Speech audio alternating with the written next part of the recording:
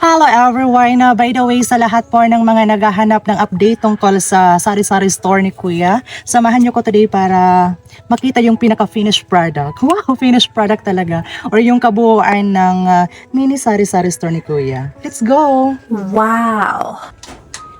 Ayan everyone, so pasok na po tayo dito. Ayan, so meron siya ditong libangan na TV at saka yung speaker.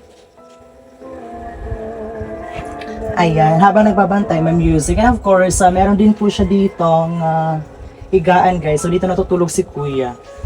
Ayan, so ka-perfect talaga. And of course, yung pinaka-exciting part, guys, here. So, tiyanan, ito na po yung kabuuan ng mini sari-sari store. Tsaka dito, meron siya ditong balloon.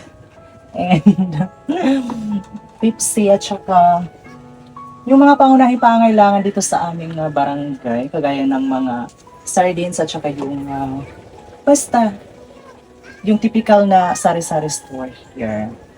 Balik kayo dyan, guys, ha? And by the way, may kuryente na po pala dito. Ito yung kanyang switch. And ngayon, papakita ko naman sa inyo yung labas ng mini sari-sari store ni Kuya. Let's go!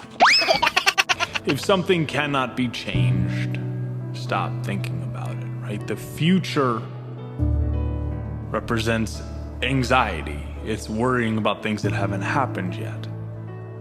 The past is essentially depression. It's worrying about things that already happened. We can't do anything about the past or the future. All we have is now. And if it can be changed, then act now in bringing about a desired result. Take that first step. Create some semblance of momentum, no matter how small. But to worry about what is behind you or in front of you is actually insanity. I remember loving the simplicity and pointedness of that message. Accept it, eliminate it, or adjust yourself to it. Ayan everyone, finally tapos na po talaga yung mini sari-sari store ni Kuya, and as you can see here, meron na mga laman at saka meron na din po siyang nalagyan na ng pantaklob at saka ito. Ayan. Pa-perfect. So, in-update ko lang kayo, guys, sa sari-sari store ni Kuya. And ayan everyone, so hanggang dito na lang po muna tayo. Thank you so much everyone for watching. See you again on our next video.